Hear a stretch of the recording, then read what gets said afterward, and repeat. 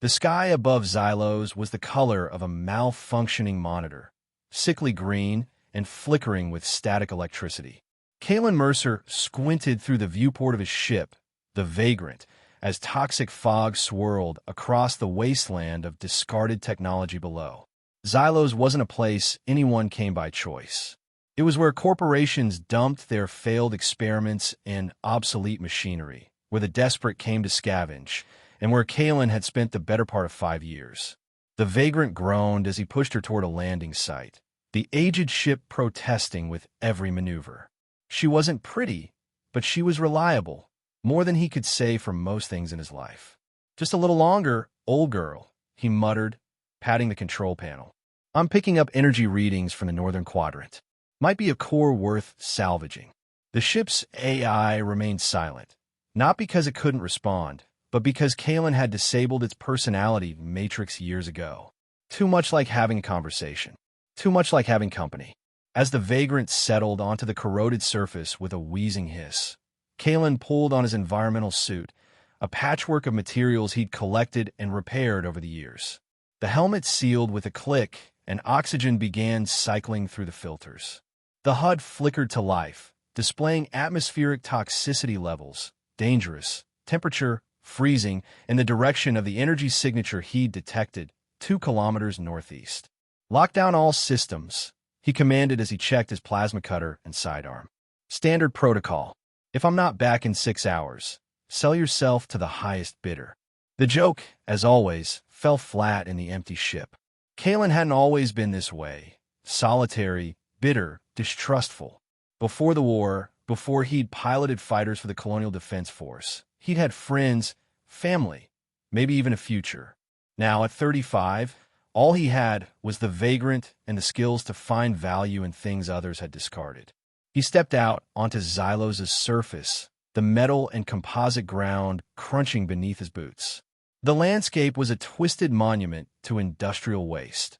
Mountains of broken machinery, abandoned factories stretching toward the poisoned sky, rivers of chemical sludge that glowed faintly in the perpetual twilight.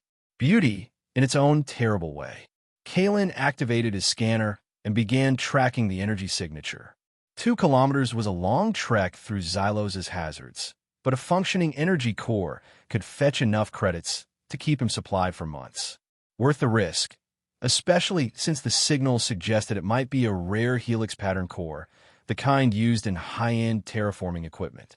The journey took him through a graveyard of robotic laborers, their metal bodies frozen in various poses like macabre statues.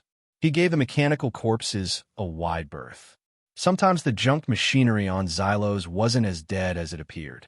An hour into his trek, Kalen froze as his scanner picked up something unexpected, a faint biological signature overlapping with the energy reading. He frowned, adjusting the settings to confirm. Living things didn't last long on Xylos, not with the toxins in the air and the predatory scavenger drones that patrolled the wastes. The signal led him to the remains of a chemical processing plant, its massive structure half collapsed and leaning precariously. Warning signs in multiple languages decorated the exterior, their messages faded but still legible. Danger. Biohazard. Unauthorized entry prohibited. As if that's ever stopped anyone, Kalen muttered, cutting through a sealed doorway with his plasma tool. Inside, the air was thick with floating particulates that his suit's sensors couldn't identify. The energy signature grew stronger, pulsing rhythmically on his HUD. The biological signal remained steady but weak. Kalen navigated through corridors of broken pipes and shattered containment units, noting signs of recent activity. Footprints in the dust, cut marks similar to those made by his own tools. He wasn't the first scavenger here, which meant whatever value remained might already be claimed. He rounded a corner and found what remained of a laboratory. Equipment lay scattered and broken across the floor, and a section of the ceiling had collapsed, letting in shafts of the sickly exterior light. The energy signature was coming from beneath the rubble. Moving carefully across the unstable floor, Kalen approached the pile of debris. He began shifting pieces aside, uncovering what looked like a damaged stasis pod. Its power source, the helix core he'd detected, was still functioning albeit at minimal capacity. As he cleared more debris, he froze. Inside the cracked, transparent portion of the pod lay a humanoid figure. Female, appearing to be in her mid-teens by human standards, but clearly not human. Her skin had a subtle blue-silver sheen, with faint bioluminescent patterns visible beneath the surface. Her features were delicate but alien. Eyes slightly larger, cheekbones more pronounced, ears with an elegant pointed shape. A zillion. Kalen had heard of them, but never seen one in person. They were rare now, their homeworld destroyed decades ago in what official records called a natural catastrophe, but what rumors suggested was deliberate corporate intervention after discovering the Zillion's unique biological adaptability. The girl's eyes suddenly fluttered open, revealing irises that shifted color like oil on water. She gasped, pressing against the far side of the pod, terror evident in her expression. Kalen raised his hand slowly. "I'm not going to hurt you," he said, though he doubted she understood. "Are you injured?" The girl's eyes darted around the room, assessing threats, exits, possibilities. A survivor's instinct Kalen recognized all too well. She said something in a language he didn't understand, her voice musical despite the fear. "I don't understand," Kalen said, "but that pod is failing. This whole place could come down any minute."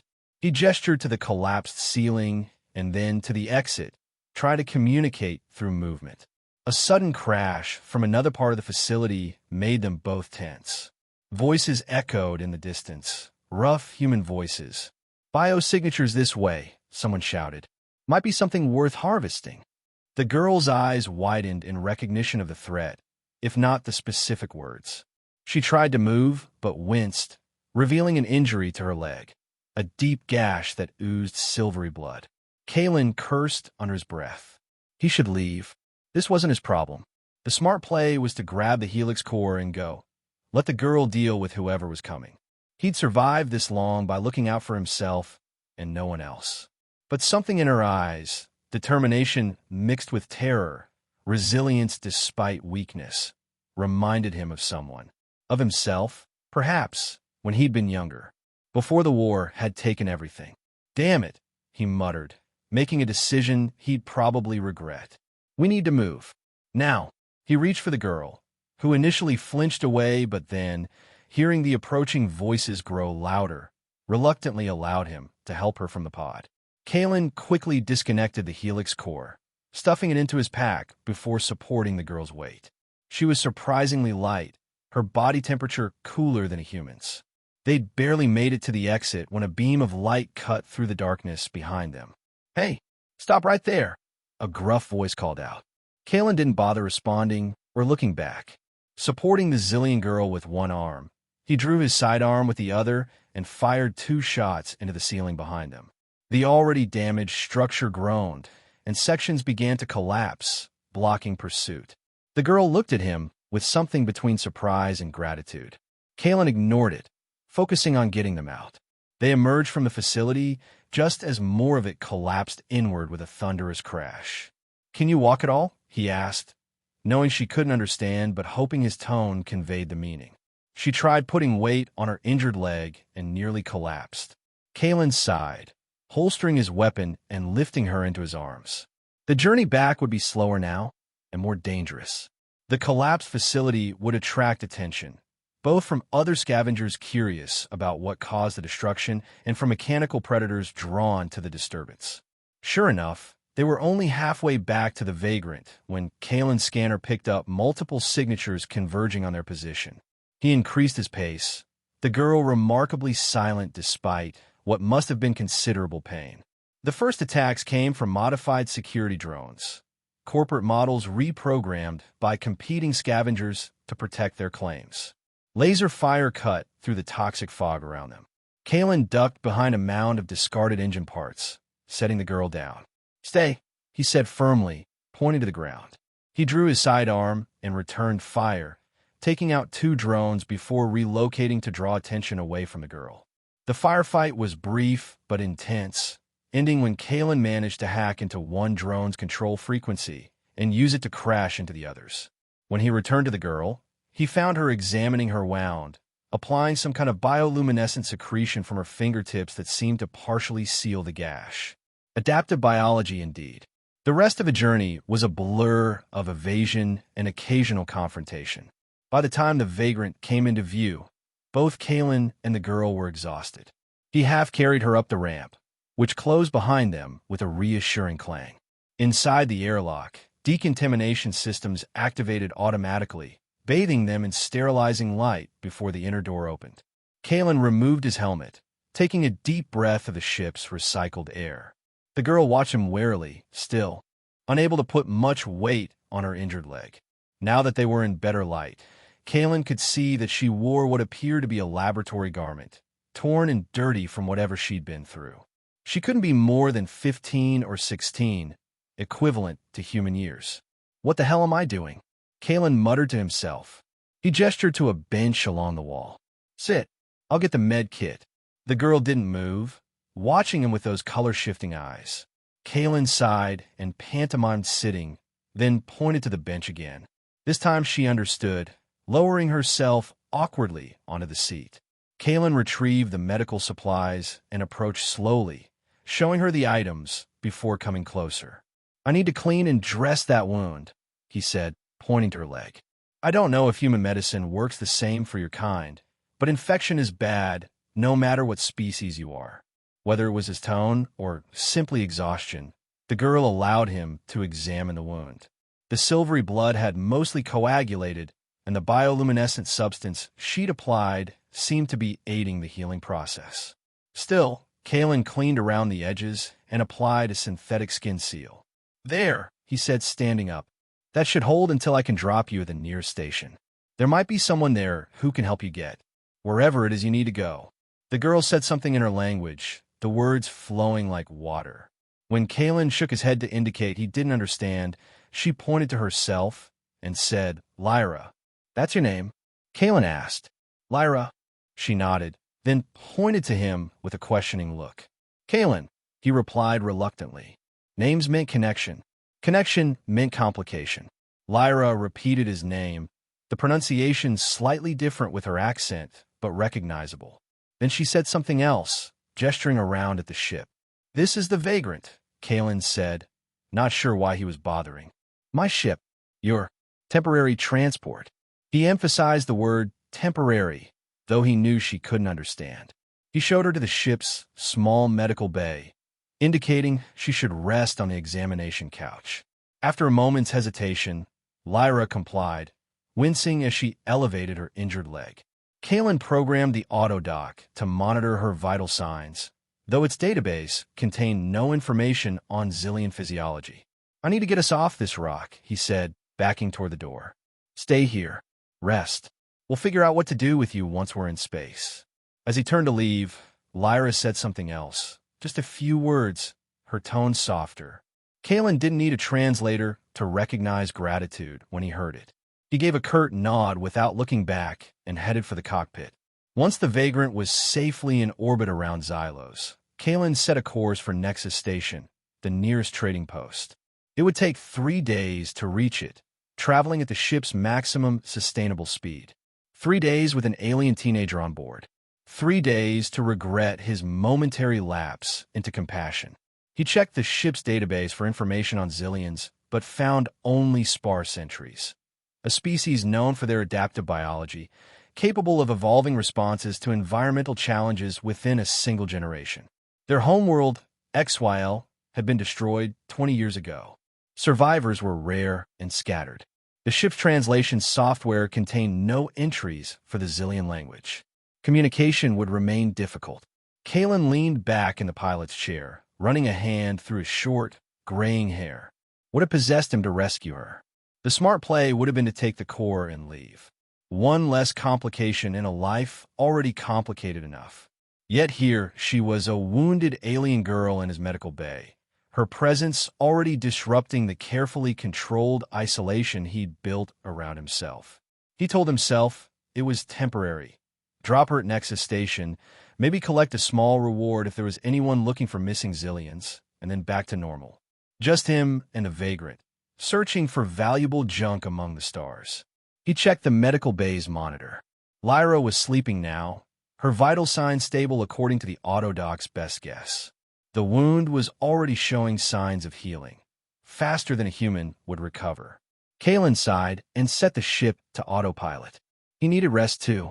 Tomorrow would bring new problems, no doubt, but at least they were away from Xylos and whatever dangers had been pursuing the girl there. In his small cabin, he couldn't help but wonder what her story was. How had she ended up alone in an abandoned facility on a toxic waste planet? Who had been keeping her in that stasis pod, and why?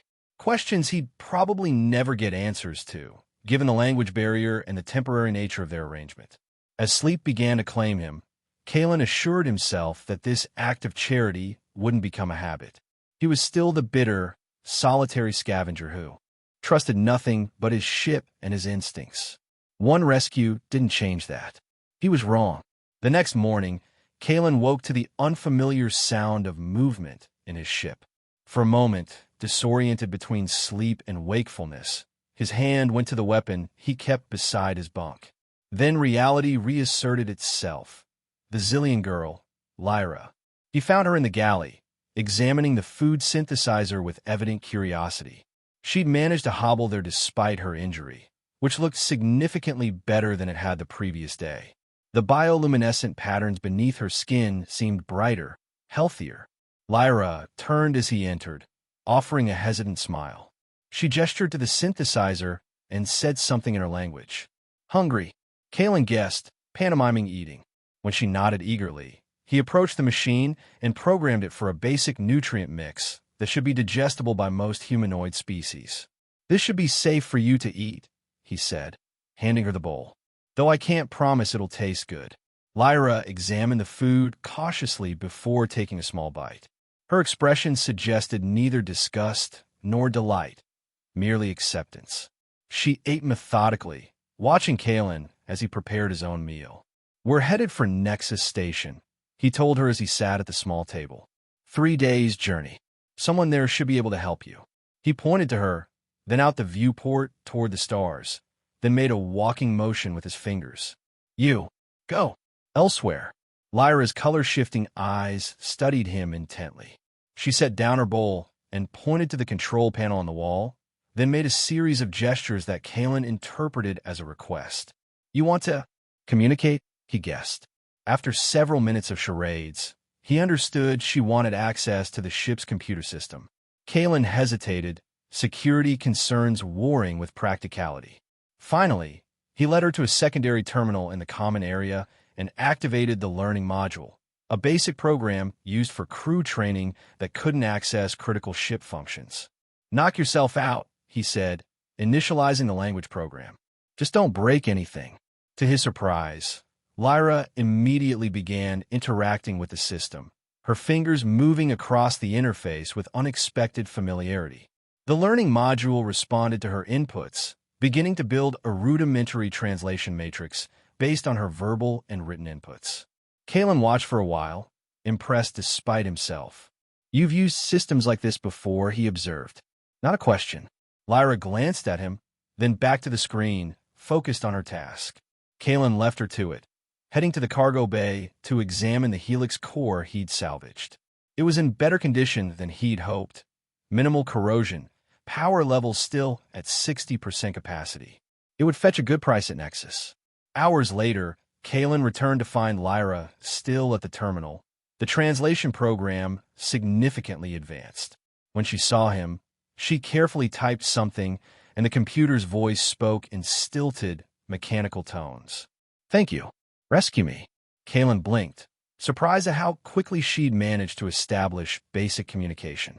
You're welcome, he replied slowly, giving the program time to process his words. Lyra typed again. Where go we? Nexus Station, Kalen said. A trading post.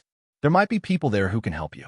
The translation program worked for several seconds before conveying his message. Lyra frowned slightly, typing, no people for me. Dangerous. That caught Kalen's attention. Dangerous? Who's dangerous to you? Lyra's fingers hesitated over the interface. Bad humans. Want me for? Not have word. For what? Kalen pressed. What do they want you for? She touched her arm, where the bioluminescent patterns flowed beneath her skin. This body change. Adapt. She typed something else, and the computer struggled to translate. Make weapons from Zillion. Kalen's expression darkened. It made sense. The Zillion's adaptive biology would be invaluable to weapons developers. A soldier who could evolve resistance to toxins, radiation, extreme environments. Worth a fortune to the right buyer. The people who had you on Xylos, he said slowly. They were using you for experiments? Weapons research. Lyra nodded, her eyes dimming slightly. Escape when buildings shake. Hide in broken. Container? Find working one. Sleep until you. The picture became clearer. She'd escaped during some kind of accident at the facility, hidden in the damaged stasis pod Kalen had found her in, and activated its emergency protocols to survive. Who knew how long she'd been there before his arrival? And there are people looking for you, Kalen concluded. The ones who were coming for us in the facility. Another nod, more emphatic. Not safe station. Please. Kalen ran a hand through his hair, weighing his options. Harboring a fugitive, even an unwilling one, from corporate interest was dangerous. But delivering her back into the hands of people who would experiment on her. He'd seen enough atrocities during the war.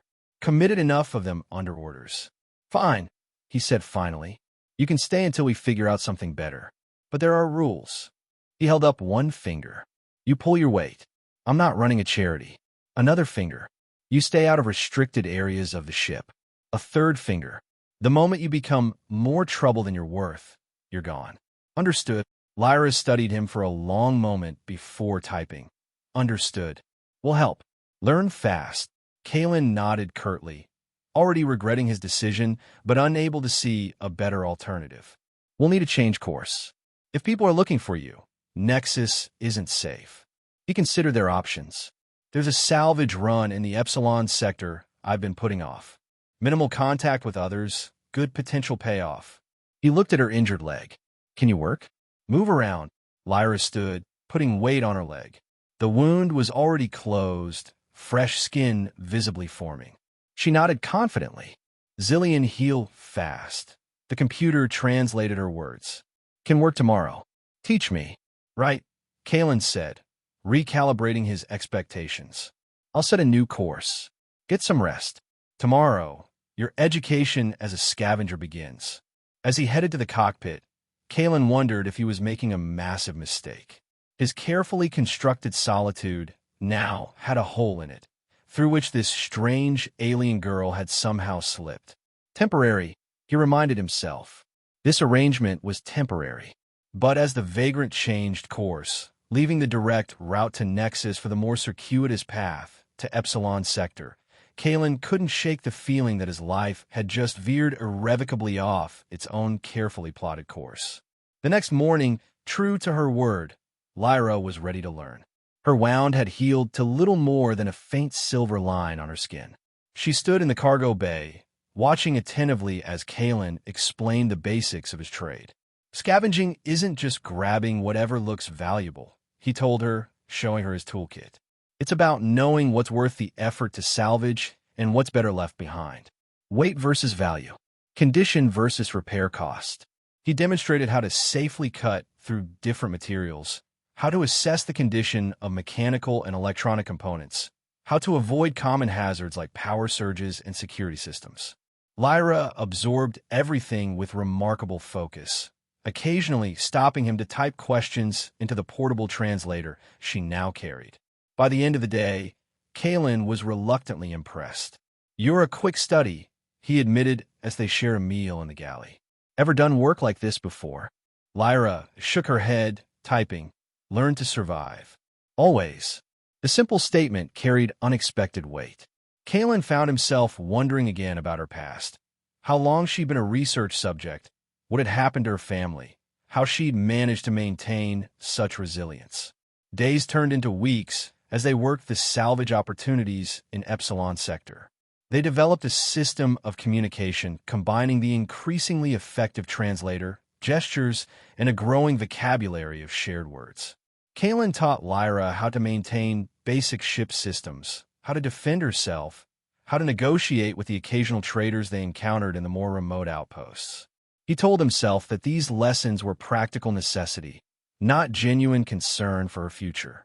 Yet he couldn't help noticing how quickly she mastered each new skill, how her confidence grew, how the fear that had initially shadowed her eyes gradually gave way to curiosity and determination.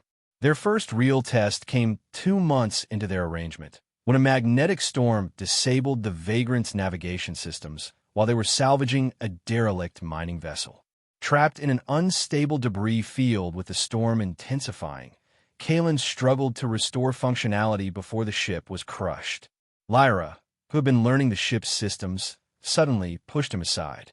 Her hands moved across the controls with surprising expertise, bypassing damaged circuits and rerouting power in ways Kalen hadn't considered. When he tried to intervene, she fixed him with a determined stare and continued working. To his amazement, the navigation came back online just as the debris field began to collapse around them. Lyra had somehow sensed which systems were salvageable and which needed to be bypassed, an intuitive understanding that went beyond what he'd taught her. As they escaped to safer space, Kalen couldn't keep the question inside any longer.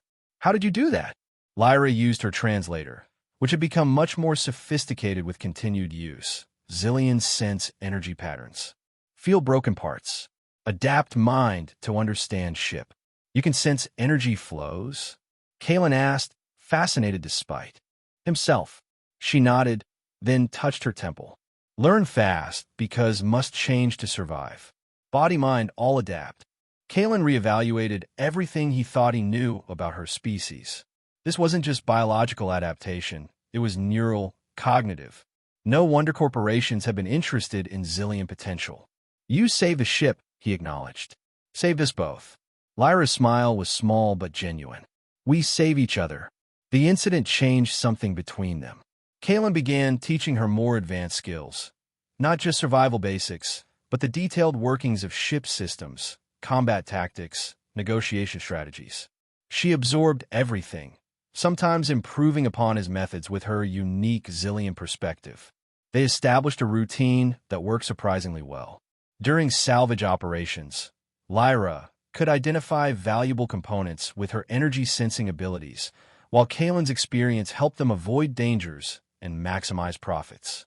Their efficiency increased dramatically, leading to better hauls and fewer close calls. At night, while the ship drifted through space, they would sometimes sit in the observation bubble, Lyra asking questions about the stars, the planets, the history of human expansion. Kalen found himself sharing stories he hadn't thought about in years. His childhood on a frontier world, his time in the Colonial Defense Force, the battles he'd fought, and the comrades he'd lost. He never asked about her past, and she rarely volunteered information. Occasionally, a nightmare would wake her, and Kalen would find her in the galley, luminescent patterns flaring across her skin in agitation. On those nights, he would make tea, a luxury he normally rationed carefully, and sit with her in silence until the fear subsided. Almost without realizing it, Kalen adapted too, not with Zillion biology, but with small, human changes. He spoke more, considered her needs when planning salvage runs, found himself wondering what she might like to see or learn next. The bitter isolation that had defined him for so long began to crack, letting in something he'd forgotten how to recognize. Trust. Seasons changed in the manner they do in space, arbitrarily, marked by station calendars and trading cycles rather than planetary rotations. 2 years passed, then 3. The Vagrant continued its meandering journey through the fringes of settled space, taking jobs where they could find them, avoiding major stations where corporate interests might be watching for a female Zillion. Lyra grew from a frightened teenager into a confident young woman. Now 18 by her own reckoning, though Zillion aging didn't perfectly align with human standards, she was no longer the rescued victim, but an essential partner in their operation. Her adaptive abilities had continued to develop. She could now interface directly with many computer systems, sense structural weaknesses in salvage targets, and even partially regulate her body temperature and oxygen needs to survive in environments that would be challenging for humans. Her appearance changed too. the adolescent awkwardness giving way to a graceful maturity. The bioluminescent patterns beneath her skin had become more complex and controlled, shifting with her moods and intentions. Her hair, a deep blue-black that seemed to absorb light, had grown long and was often braided with small components she'd salvaged: wire, beads of precious metals, tiny functioning lights. Kalen, now approaching 40, found himself increasingly aware of these changes. He noticed the way other scavengers and traders looked at her when they visited outposts. Noticed how she moved with newfound confidence through spaces that had once terrified her. Noticed, too, how she watched him when she thought he wasn't paying attention. They were salvaging a derelict research station in the Tau system when everything changed. The facility had been abandoned hurriedly, leaving behind valuable equipment and data cores. A perfect score for scavengers like them. "This lab section looks promising," Kalen said, examining the station schematics they downloaded. Environmental systems still partially functional, minimal structural damage. Could be plenty of intact equipment. Lyra, checking her gear beside him, nodded. Energy signatures suggest functional power cells as well. Her command of the common language was nearly perfect now, though her accent still gave her words a musical quality. They moved through the dark corridors efficiently, years of working together having honed their process to something approaching art. Lyra led, sensing energy flows and potential hazards, while Kalen covered their backs and made decisions about what to salvage. In the main laboratory, they hit the jackpot, a cache of advanced medical equipment and research data, abandoned but largely intact. As they worked to disconnect the most valuable components, Lyra suddenly froze. "Someone else is here," she whispered, the patterns beneath. Her skin dimming to near invisibility, a defensive adaptation she'd developed. Multiple signatures, moving with purpose. Kalen immediately cut power to their work lights, switching to the low-light vision his helmet provided. "Security system we triggered?" Lyra shook her head. "Living. Human. Armed." She tilted her head, focusing. 7. No, 8 individuals. Military movement patterns. They'd encountered other scavengers before, even fought when necessary, but something in Lyra's voice conveyed that this was different. Her fear had a specific quality he'd learned to recognize: the fear of being captured, returned to a laboratory. "Quiet exit route?" Kalen asked, already gathering their essential tools. Lyra pointed to a maintenance shaft. "Leads to the auxiliary docking bay. But they're spreading out, moving to secure exits." They knew we were coming, Kalen realized. Or they were waiting for someone to show up. Either way, it meant trouble. "We move now, stay ahead of them." They abandoned most of their salvage, taking only what they could carry quietly.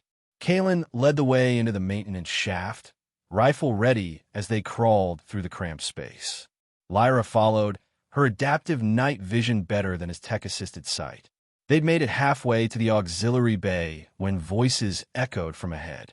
"Sweep this section again," someone ordered. The bioscanners detected a non-human signature. "Could be our target." Kalen and Lyra exchanged glances. Not random scavengers or security. Hunters, specifically looking for something non-human. Looking for her. Kalen motioned toward a side passage, and they diverted from their planned route. The new path took them deeper into the station's infrastructure, away from their ship but also away from the immediate threat. They emerged in what had once been crew quarters, now dark and abandoned. "We need to circle back," Kalen whispered. "Find another way to the Vagrant." Lyra nodded, but her attention was elsewhere, head tilted as if listening to something beyond human perception. "They're coordinating electronically. Military-grade comms." Her expression darkened. "I recognize the encryption pattern. Helix Corporation." The name hit Kalen like physical blow.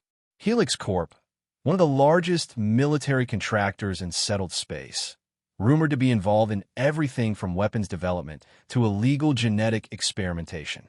The same corporation that had manufactured the weapons that had destroyed his homeworld during the war. "You're sure?" he asked. Lyra's expression was answer enough.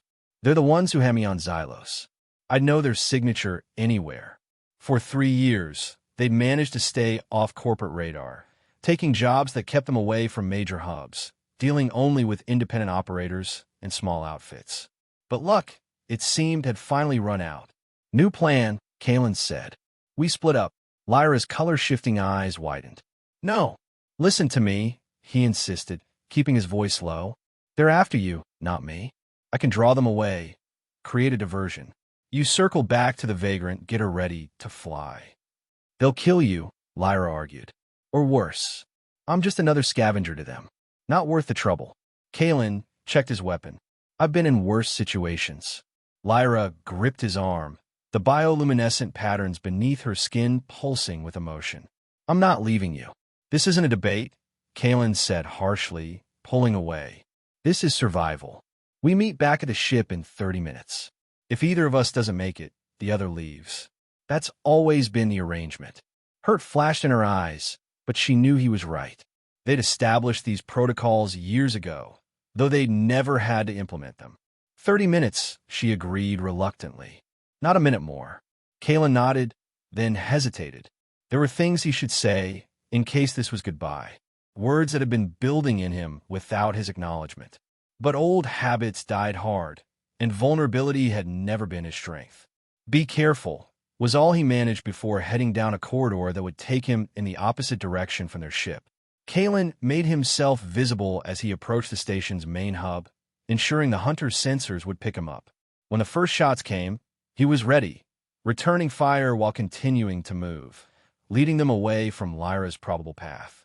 The pursuit was methodical, professional. These weren't random thugs, but trained operatives. Kalen used every trick he'd learned in the war and in his years as a scavenger, setting traps, doubling back, creating confusion. But they adapted quickly, closing in despite his efforts. A shot grazed his shoulder, searing through his protective suit. Another narrowly missed his head. They were hurting him, he realized, not trying to kill him, but to capture. Which meant they recognized him as Lyra's companion. Which meant this wasn't a chance encounter, but a planned operation.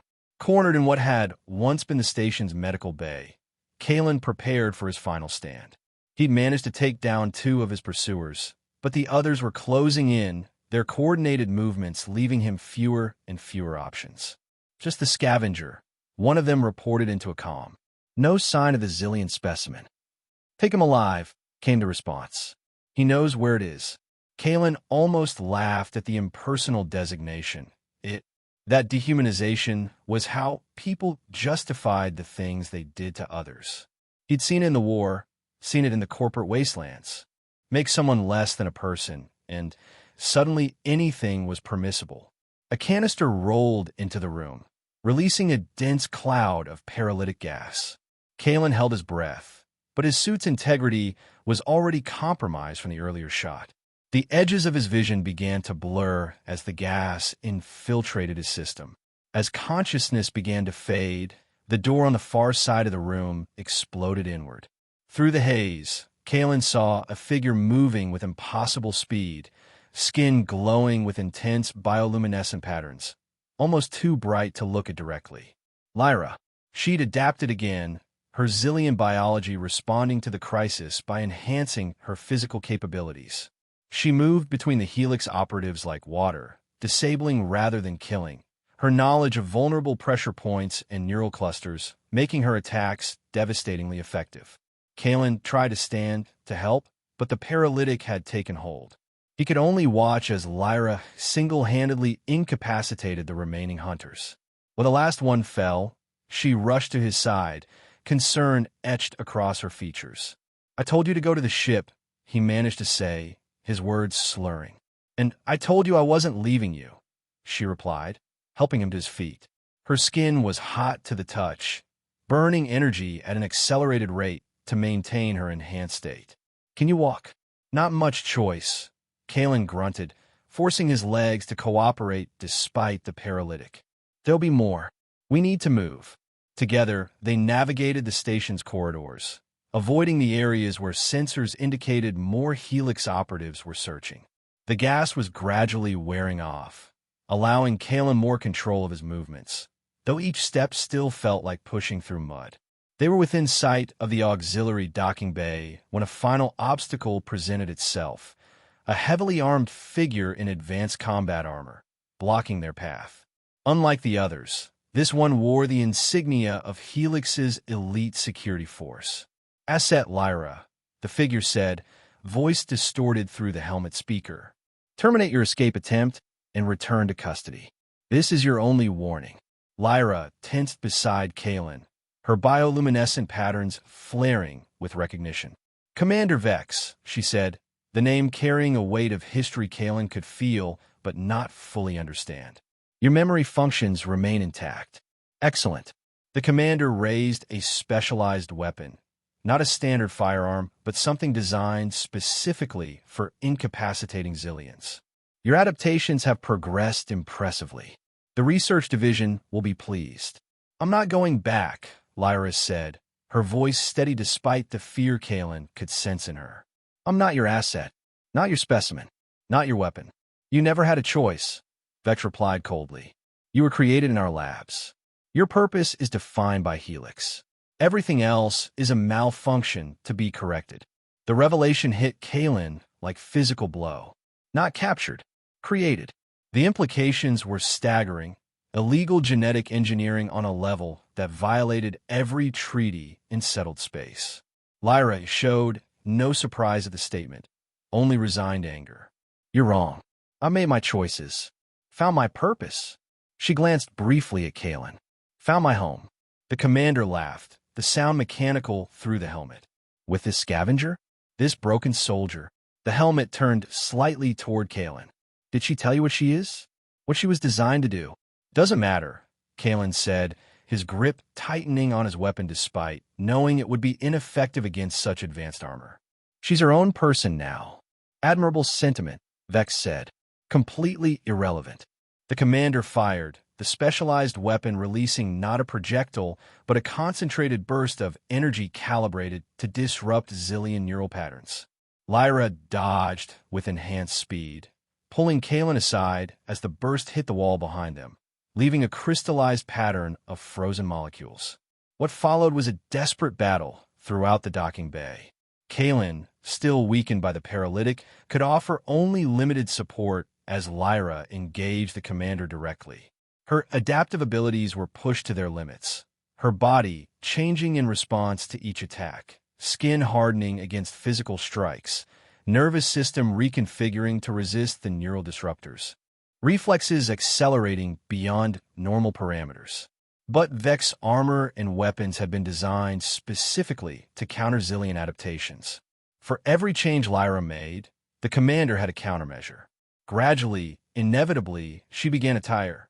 The intense energy expenditure of such rapid adaptations was taking its toll.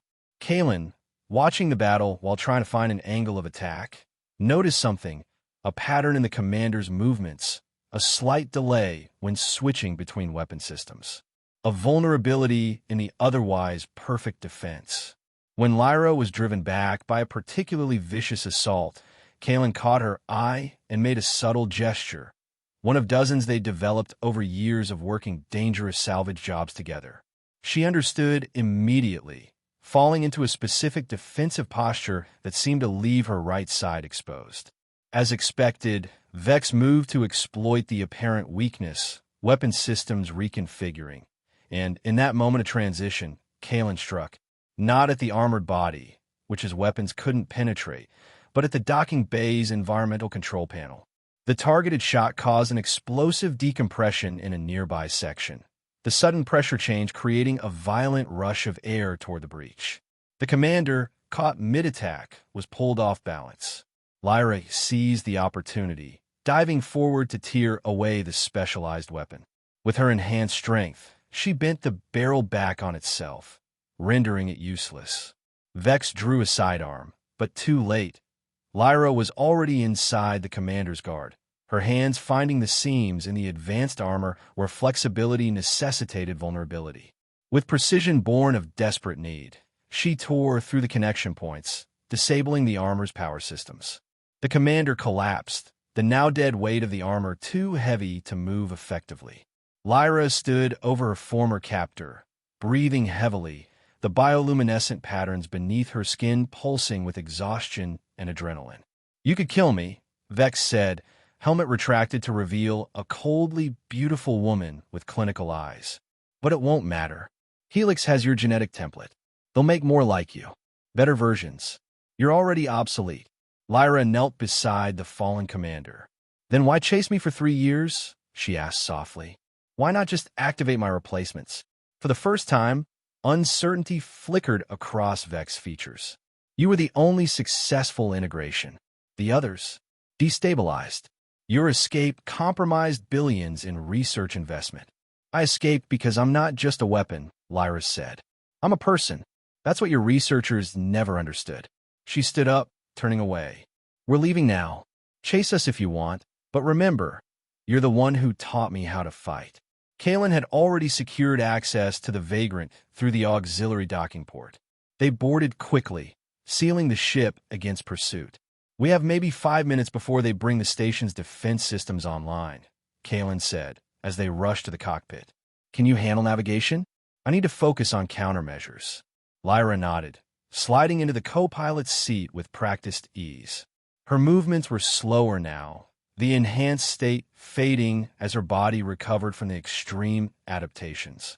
They worked in perfect synchronization, preparing the Vagrant for emergency departure. As the ship disengaged from the station, the first defensive shots lanced through space around them. Kalen executed a series of evasive maneuvers, while Lyra calculated a jump trajectory that would take them far from Helix's immediate reach. "Ready for jump in 3, 2, 1, Lyra called out, and the Vagrant lurched into faster-than-light travel, leaving the research station behind. Only when they were safely away, the blue-white streaks of FTL travel surrounding the ship, did they allow themselves to breathe. Kalen ran a medical scanner over himself, confirming the paralytic agent was nearly cleared from his system. Then he turned to Lyra, whose bioluminescent patterns had dimmed to their normal state, though occasional flares suggested her body was still working to rebalance after the intense adaptations. "You came back for me," he said finally, "after I told you to leave. After I reminded you of our arrangement." Lyra met his gaze, her color-shifting eyes steady. "Some arrangements need to be broken." The simplicity of her statement hung between them, carrying implications neither had acknowledged in their years together. Kalen found himself without a response, a rare occurrence for someone who had always valued decisive action over emotional uncertainty. "What Vex said," he began after a long moment, "about you being created in a lab, is true," Lyra finished for him. "I've always known, even before I fully understood what it meant. I have no parents, no birthplace other than a Helix research facility. I was engineered from Zillion genetic material modified to enhance the adaptive capabilities of the species." Her voice was steady, but Kalen could see the patterns beneath her skin shifting with suppressed emotion. "I was meant to be the prototype for a new kind of soldier, one that could evolve in response to any battlefield condition." "Why didn't you tell me?" Kalen asked, though he already knew the answer. "At first, because I couldn't. No language, no trust. Later," she looked away. "Later, I was afraid. Afraid you would see me as they did. A thing. A weapon. Not a person." Kalen thought about the years they'd spent together. The frightened girl he'd rescued had become a woman of remarkable capability and quiet strength. Whatever her origins, she had chosen her own path at every opportunity. "You saved my life back there," he said. "Could have left me. Should have, by any rational calculation." "Nothing rational about it," Lyra replied, a small smile touching her lips despite the exhaustion evident in her features. "Nothing rational about any of this." The statement hung between them, laden with unspoken meaning. Kalen found himself acutely aware of how close they were in the cockpit, of the way the starlight played across her features, of how fundamentally his life had changed since finding her in that abandoned facility on Xylos. But old habits die hard. Instead of addressing what was increasingly obvious to them both, Kalen turned back to the navigation console. "We need to disappear. Properly this time. Helix won't stop looking, especially now that we've directly engaged their personnel." Lyra nodded, accepting the change of subject with characteristic patience. I've been thinking about the outer reach. Beyond colonial jurisdiction, minimal corporate presence. We could find work with the independent settlements. Harsh conditions out there, Kalen warned. Limited resources, plenty of dangers. When has that ever stopped us? Lyra asked, confidence returning to her voice. Besides, I adapt to harsh conditions. It's what I do. Kalen couldn't help the small smile that formed. Fair point. The Vagrant could use some significant upgrades before attempting that journey, though. They fell into familiar planning mode, discussing potential modifications to the ship, supplies they would need, the safest route to the frontier territories. The conversation was comfortable, practical, a deliberate step back from the emotional precipice they'd approached. Yet something had undeniably shifted between them. The carefully maintained distance Kalen had insisted upon was crumbling, worn away by years of partnership, and the undeniable truth revealed in that moment when Lyra had returned for him despite every logical reason to save herself. In the days that followed, as they made their way to a remote outpost where they could acquire the necessary supplies for their journey to the outer reach, the unspoken tension grew. Kalen found himself increasingly aware of Lyra's presence, the grace of her movements, the musical quality of her voice, the way she had carved out a place for herself, not just on his ship, but in his carefully guarded life. They were docked at Perimeter Station, a weather-beaten outpost on the edge of settled space, when everything changed. Kalen was negotiating with a parts dealer while Lyra explored the station's small marketplace, searching for specific components they needed for the ship's environmental systems. The negotiations complete, Kalen headed to the rendezvous point they'd established. When Lyra didn't appear at the agreed time, a knot of worry formed in his stomach. She was never late. Her internal chronometry was more accurate than most ship systems. He found her in the market's central plaza, cornered by three rough-looking individuals, independent bounty hunters, judging by their mismatched gear and predatory stance. A small crowd of onlookers had gathered, but no one was intervening. Typical frontier mentality, where everyone minded their own business, especially when trouble was brewing. Pretty sure you're the one on the notice, one of the hunters was saying, a handheld scanner directed at Lyra. Non-human female, distinctive appearance. Rewards substantial. Lyra's posture was defensive but controlled. She'd spotted Kalen approaching but gave no indication, not wanting to alert the hunters to his presence. Her hand moved subtly to the concealed blade at her waist, a last resort option. You're mistaken, she said calmly. I'm just passing through. The scanner beeped insistently. Machine says otherwise. Nothing personal, just business. You can come quiet, or we can use the disruptor. Your choice. Kalen had heard enough. He moved through the crowd, coming up behind the trio. She's with me, he said, voice pitched to Carrie. And we were just leaving. The hunters turned, sizing him up, noting the worn but well-maintained environmental suit, the scavenger's tools, the way he carried himself like someone familiar with violence. The leader, a scarred woman with cybernetic enhancements visible at her temples, smiled without warmth. This doesn't concern you, salvage rat. Walk away, keep your health. See, that's where you're wrong, Kalen replied, his hand resting casually near his sidearm. It very much concerns me. Everything about her concerns me. The words emerged without premeditation, surprising him as much as they clearly surprised Lyra, whose bioluminescent patterns flared briefly in response. The hunter's expression hardened. Helix Corporation's bounty applies to interfering parties too. Last chance. Funny thing about chances, Kalen said, stepping closer. I've never counted on them. Made my own luck for too long. He nodded almost imperceptibly to Lyra, a signal they'd used countless times during dangerous salvage operations. Like right now, for instance. What happened next was over in seconds.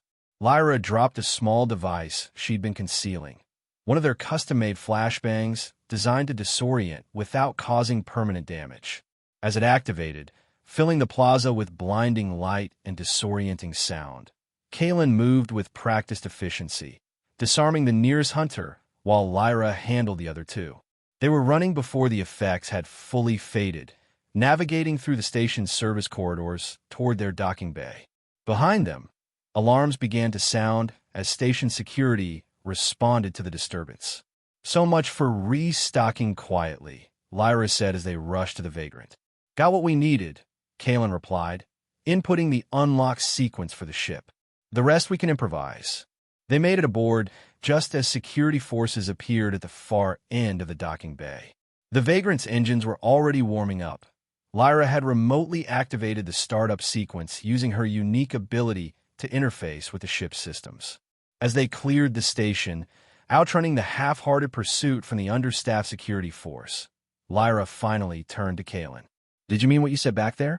"About everything about me concerning you." Kalen focused on the navigation controls, setting a course that would take them through a nearby nebula where they could lose any potential pursuers.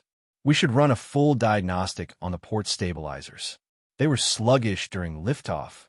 "Kalen." Her voice was soft but insistent. "Look at me." He did, finally, and found himself unable to look away. In the cockpit's low light, her bioluminescent patterns created shifting highlights across her features. Her color-changing eyes, which had once seemed so alien, now felt more familiar to him than his own reflection. "Yes," he said simply. "I meant it." The admission hung between them, neither able or willing to retreat from its implications. Lyra moved closer, hesitant but determined. "I've spent 3 years learning everything about you," she said. "How you take your coffee. The way you check your weapon twice before every salvage run. The nightmares that still wake you from the war. The pride you take in the Vagrant despite complaining about her constantly."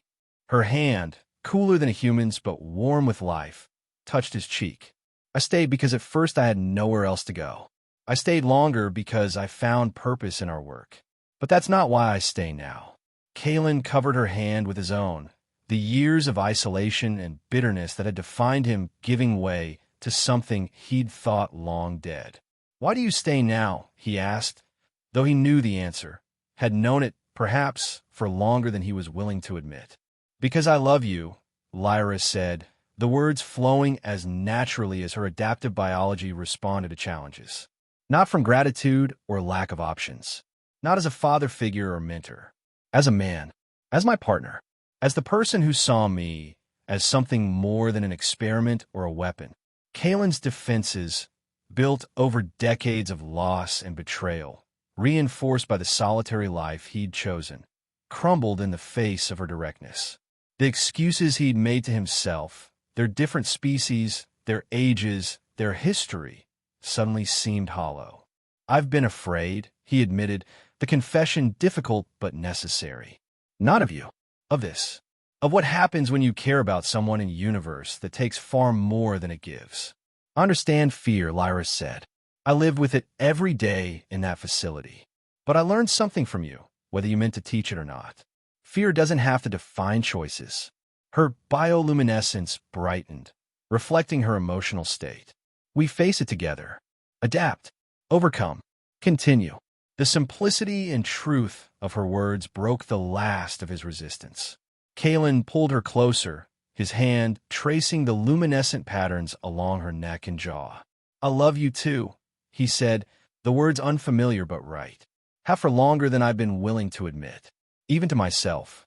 When they kissed, it wasn't the culmination of a sudden passion, but the acknowledgement of something that had grown between them gradually, organic and inevitable as Lyra's adaptations. Different species, different origins, different paths that had somehow converged in the vastness of space. The Vagrant continued its journey into the nebula, its occupants no longer simply survivors or partners, but something more, something neither had expected to find when their paths crossed in an abandoned facility on a toxic world. 3 months later, the Vagrant emerged from the Shadow Nebula, its exterior considerably modified from when it had entered. New hull, plating salvage from a derelict military vessel, made it less identifiable. Enhanced stealth systems, acquired through a series of carefully anonymous transactions, reduced its sensor profile to near invisibility. Even its engine signature had been altered, the distinctive rhythm changed to something unfamiliar to tracking systems. Inside, the changes were equally significant. The living quarters had been expanded and redesigned to accommodate both human and Zillion needs. The medical bay, now contained specialized equipment calibrated for Lyra's unique physiology. The computer systems had been overhauled to interface more effectively with her adaptive abilities. But the most profound changes weren't physical. Kalen, who had once defined himself by his isolation, now found purpose in connection. The bitterness that had driven him for so long had given way to something resembling hope. He still carried the scars of his past. The nightmares hadn't disappeared entirely, but they no longer dictated his future. Lyra, created to be a weapon, but determined to be a person, had found belonging that transcended biology or origin. Her adaptive abilities continued to evolve, but now in response to choice rather than necessity. She interfaced with the Vagrant systems with unprecedented sophistication, her consciousness expanding into electronic spaces in ways that fascinated and occasionally startled Kalen. Together, they had forged something unexpected, a family of two, defined not by blood or species but by choice and commitment. As the Vagrant approached the outer reach, that vast frontier beyond colonial jurisdiction where independent settlements and outposts clung to existence through ingenuity and determination, Kalen and Lyra stood in the observation bubble, watching the stars shift from familiar patterns to constellations few had named. "No way to know what's waiting for us out there," Kalen said, arm around Lyra's shoulders. "Could be opportunity. Could be danger. Probably both." Lyra leaned into him, her bioluminescence creating gentle patterns that reflected and amplified the starlight. "Whatever it is, we'll adapt," she said with quiet confidence. "It's what we do." The Vagrant continued onward, carrying its unlikely crew toward whatever awaited them. No longer a solitary vessel navigating the void, but a home moving through space. Proof that connection could be found in the most unexpected places, that family could be formed across the boundaries of species and experience, that love could grow even in the harshest environments. Like Lyra herself, their story was an adaptation, changing, evolving, responding to challenges, but always moving forward. Together,